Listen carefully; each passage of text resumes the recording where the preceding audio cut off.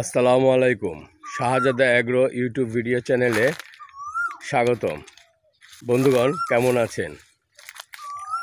আজ আপনাদেরকে আমি কিছু দিকে মোটা তাজা করার বিভিন্ন পন্থা আছে, বৈধ অবৈধ বিভিন্ন পন্থা আছে। এখন বৈধ পন্থায় কীভাবে মোটা তাজা করা যায় এবং অবৈধ পন্থায় কীভাবে মোটা তাজা মানুষে করে থাকে সেই বিষয় নিয়ে আমি আলোচনা করব। অবৈধভাবে মোটা তাজা অর্থাৎ রুলটা যে অবৈধ মানে নিষিদ্ধ সেটা আমি বলবো না, কিন্তু আমি বলতে চাই যে খারাপ জিনিস দিয়ে বিষাক্ত জিনিস দিয়ে আপনি গরু মোটা তাজা করবেন এবং সেটা মানুষ খাবে, মানুষের দেহে ক্ষতি হবে। এই জিনিসটা এই মন মানসিকতা যদি খারাপ থাকে আপনার, তাহলে আপনি করতে পারেন, কিন্তু আপনি যদি মানুষ হয়ে থাকেন তাহলে আর এগুলা করা উচিত না। বন্ধুগণ, গরু মুরগি এগুলা মনে করেন জানোয়ার প্রাণী, হ্যাঁ, গৃহপালিত প্রাণী পশু যেটাকে বলে, এরা বিভিন্ন অসুবিধা উপসর্গ এগুলা বলতে পারে না। তারা মুখ বুঝিয়া মানে কী বলবো, যে মুখ বুঝে অত্যাচার সহ্য করে মানুষের, আর মানুষ ফায়দা তুলে।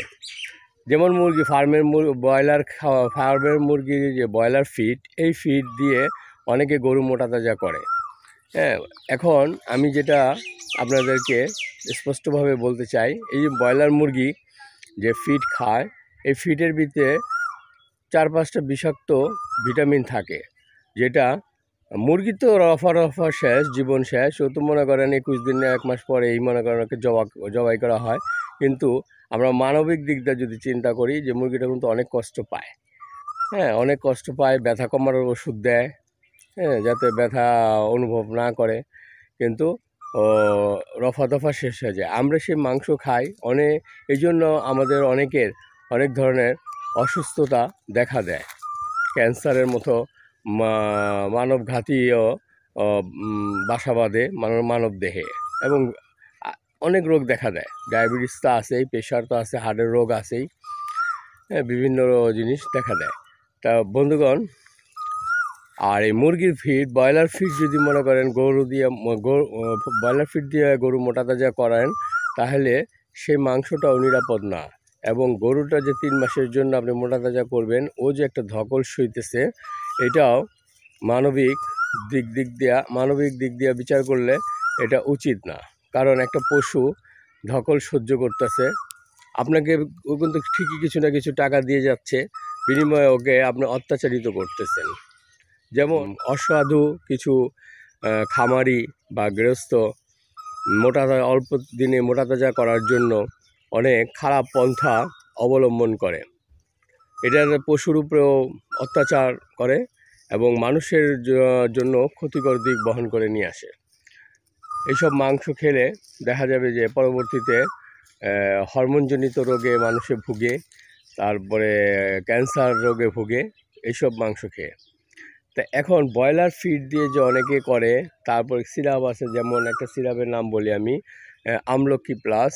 এই সিরাপটির ভিতরে অ্যাস্টোরেট জাতীয় ক্ষতিকারক ওষুধ আছে, যেটা খেলে মনে করেন যে খুব ওজন বাড়ে, মোটা তাজা হয়, স্বাস্থ্য ফুলে, কিন্তু এটা এক ধরনের বিষ। আচ্ছা, এখন ব্রয়লার ফিডে কি আছে? আমাকে অনেকে বলে যে ভাই, ফিড আর ব্রয়লার ফিডের মধ্যে পার্থক্যটা কী? তা আমি সেই পার্থক্যটাই আজকে তুলে ধরব। ব্রয়লার ফিডে যে মেডিসিনটা প্রধান ব্যবহার করা হয়, ডেক্সামিথাসন গ্রুপের ওষুধ এটার মধ্যে মিশানো হয়। ডেক্সামিথাসন এটি একটি স্টেরয়েড জাতীয় ঔষধ। এটি ব্যথা নিরাময়ের জন্য আমরা গরুকে অনেক সময় দেই, তবে এটা লিমিটেডভাবে দেই। কিন্তু এটা যদি আনলিমিটেডভাবে খাওয়াতে থাকেন, তাহলে দেখা যাচ্ছে যে ওজন বৃদ্ধি পায়, দেহ ফুলে হয় বা তা অনেক অল্প সময়ে মোটা তাজা হয়ে যায় ফার্মের মুরগিগুলা। এই স্টেরয়েড জাতীয় ঔষধ মানব দেহে গেলে কিডনি, লিভার ক্ষতিগ্রস্ত হয় এবং হরমোনের ভারসাম্য নষ্ট হয়। ভিটামিন প্রিমিক্সে বিভিন্ন হরমোন গ্রোথ বৃদ্ধি হওয়ার জন্য বিভিন্ন হরমোন পাওয়া যায়, এগুলো ভিটামিন প্রিমিক্সে মিশানো হয়। খারাপ জাতীয় হরমোন মিশালে এগুলো মানব দেহে প্রবেশ করলে ক্যান্সার দেখা দিতে পারে। ইনফার্টিলিটি ও হরমোনের সমস্যায় মানুষ ভুগতে পারে। ক্লেনবুটারল এই জিনিস মুরগিকে খাওয়ানো হয়, এক ধরনের বিষ খাওয়ানো হয়, ওষুধ আমরা যেটা বিষ বলবো। এটি মানবদেহে বিষক্রিয়া ঘটায়, মানবদেহে প্রবেশ করে বিষক্রিয়া ঘটায়, বিশেষ করে নার্ভে এবং হৃৎপিণ্ডে এটা অ্যাটাক করে, এই ওষুধ অ্যাটাক করে। আরেকটা ওষুধ খাওয়ায় ব্যাক্টোপামিন, যা মানবদেহের জন্য অনেক ক্ষতিকর। এই যে ওষুধগুলো বললাম এগুলা মুরগির ফিটে মিশানো হয় এবং মুরগি খুব দ্রুত ওজন বৃদ্ধি পায়। সেই কারণেই এই ফিট যখন গরুকে খাওয়ানো হয় তখন গরুরও মাংস দ্রুত বৃদ্ধি পায়, ওজন বৃদ্ধি পায়। এবং এই মাংস যদি মানব দেহে মানুষ খায় তাহলে এই ওষুধগুলো মানব দেহে প্রবেশ করে যে অসুবিধার কথাগুলো বললাম সেগুলা দেখা দেয়। আমরা এই অবৈধভাবে গরু মোটা তাজা করবো না। বিজ্ঞানসম্মত আধুনিক যুগ এখন, বিজ্ঞানসম্মতভাবে গরু অনেকভাবে মোটা তাজা করা যায়। এখন এই ব্যাপারে ইঞ্জেকশন, তারপরে ফ্যাট, বিভিন্ন উন্নত মানের কত ফ্যাট বের হয়েছে এখন, বিভিন্ন কোম্পানি, নামি দামি কোম্পানির ফ্যাট বের হয়েছে, তারপর সিরাপ বের হয়েছে, ইঞ্জেকশন বের হয়েছে। যেমন 2টা ইঞ্জেকশন আপনি দিতে পারেন, ক্যাটাফর্স আর অ্যামাইনোভিট প্লাস, 20 ml করে দিবেন 5 দিন পর পর, 100 ml দিবেন, এনাফ, আর কিছু লাগে না। তবে মোটা তাজা করার আগে কৃমিনাশক করে নেবেন। বড় গরু হলে 2টা র্যানাডেক্স, মিডিয়াম গরু হলে 1টা, ছোট গরু হলে মিডিয়াম গরু হলেও 2টা দিবেন, ছোট গরু হলে 1টা দিবেন। এইভাবে আপনি কৃমিনাশক করে আপনি ওষুধটা খাওয়াবেন খালি পেটে। আর লিভার টনিক খাওয়াবেন, 500 ml এর একটা লিভার টনিক 5 দিনে শেষ করবেন। 500 ml এর একটি জিঙ্ক 5 দিনে শেষ করবেন। 100 ml করে খাওয়াবেন লিভার টনিক এবং জিঙ্ক। তারপর আপনি যে কোনো আমার ভিডিও আপলোড করা আছে ইঞ্জেকশনের মাধ্যমে কীভাবে মোটা তাজা করবেন, ফ্যাট পাউডারের মাধ্যমে এবং সিরাপের কম্বিনেশনে কীভাবে মোটা তাজা করবেন, শুধু ফ্যাট পাউডারের মাধ্যমে কীভাবে মোটা তাজা করবেন, আমার ভিডিওগুলো আপনারা দেখে নেবেন। এই বৈধ পন্থায় আপনারা মোটা তাজা করেন, তাহলে পশুটাও আরাম পাবে। যেমন এই বৈধ পন্থায় মোটা তাজা করার পর আপনি যদি গরুটা 3 মাসের জন্য মোটা তাজা করলেন, যদি আপনি না বিক্রি করেন, আপনি রেখে দেন, আগামী বছর বিক্রি করবেন, 5 বছর পর আপনি রেখে দেন না, সমস্যা কী? কিন্তু অবৈধ জিনিসগুলা মাধ্যমে যে মোটা তাজা করেন, আমলকি অথবা মুরগির ফিটের মাধ্যমে, এগুলো কিন্তু গরু 3 মাস, 2 মাস, 2.5 মাস তারপরে স্টক করে মারা যায়। কারণ লিভার নষ্ট হয়ে যায়, কিডনি নষ্ট হয়ে যায়, মারা যায়। ওদের দেহে যদি মনে করেন ক্ষতিগ্রস্ত হয় তাহলে সেই প্রভাবটা মানব দেহে তো অবশ্যই পড়ে। মানব দেহের ভিতরে অসুখ বাসা বাঁধে, আস্তে আস্তে মৃত্যু মুখে পতিত হয় মানুষ। অনেক ধরনের সমস্যা দেখা দিতেছে, আপনারা কল্পনাও করতে পারবেন না। তাই বন্ধুগণ, গরু মোটা তাজা অত্যন্ত আপনারা বৈধ পথে করেন, অবৈধ পথে করেন না। বৈধ পথে অনেক সুন্দর সুন্দর পদ্ধতি আছে, আমারই অনেক ভিডিও আপলোড করা আছে, অনেক মানুষ, অনেক ইউটিউবারের ভিডিও আপলোড করা আছে।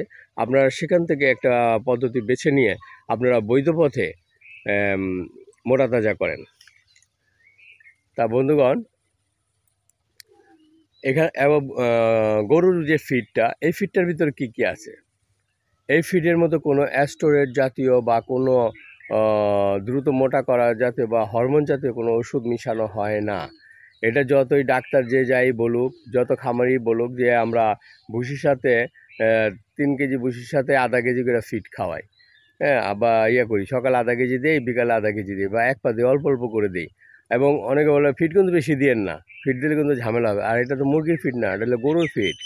আপনি নারিশের ফিড দিতে পারেন, এসিআই ফিড দিতে পারেন, কোনো সমস্যা নাই। এটার ভিতরে কোনো ভিটামিন, কোনো স্টেরয়েড নাই। কারণ কি জানেন? কারণ একটা গরু তো মনে করেন 1 বছরও থাকতে পারে, 5 বছরও থাকতে পারে, 3 মাসও থাকতে পারে। তা এখন এটার পাশাপাশি যে আপনি যে দানাদার খাদ্যের পাশাপাশি আপনি তো একটা পন্থা অবলম্বন করবেন, হয় ইঞ্জেকশন, নাহলে ভিটামিন পাউডার পাউডার খাওয়াবেন, বা ফ্যাট পাউডার খাওয়াবেন, বা সিরাপ খাওয়াবেন। এটাই যথেষ্ট। এইসবের ভিতরেও কোনো খারাপ স্টেরয়েড জাতীয় কোনো খারাপ জিনিস নাই। আর ফিডের ভিতরে কি আছে, একের মনে করেন হাতে গোনা 4-5টা আইটেম, যেমন ভুট্টা গুঁড়া, গম ভাঙ্গা, গমের ভুসি, কুড়া, রাইস পলিশ, খৈল, সয়াবিন খৈল, সরিষার খৈল, তারপরে আপনি অ্যাঙ্কারের ভুসি, বুটের ভুসি, তারপর বুট ভাঙ্গা, খেসারি ভাঙ্গা, ছোলা ভাঙ্গা, হ্যাঁ, এইগুলা দিয়েই মনে করেন। তারপরে বড় জোর কি দেয়, এক ডিসিপি দেয় ক্যালসিয়ামের জন্য, ডিসিপি প্লাস দেয়, আর ভিটামিন প্রিমিক্সটা দেয়। হ্যাঁ, এটা মিশায়, আর বিট লবণ দেয়, লবণ দেয়। এই মিশাইয়া আপনি এই বড় বড় কারখানাগুলা, ব্র্যান্ডের যে ফিডগুলা এটা তৈরি করে। এটার ভিতরে কোনো খারাপ স্টেরয়েড জাতীয় খারাপ হরমোন জাতীয় কোনো কিছুই এগুলো মিলায় না। হ্যাঁ, এগুলো মিলায় না। আপনারা যদি মনে করেন যে আমি মোটা তাজা করবো, কোনো ভুসি খাওয়াবো না, খালি ফিড খাওয়াবো, হ্যাঁ দেন, সকালে 2 কেজি দেন, বিকালে 2 কেজি দেন। মানে আপনি ধরেন দিতেছেন ভুসি, সকালে 2 কেজি, বিকালে 2 কেজি দিতেছেন।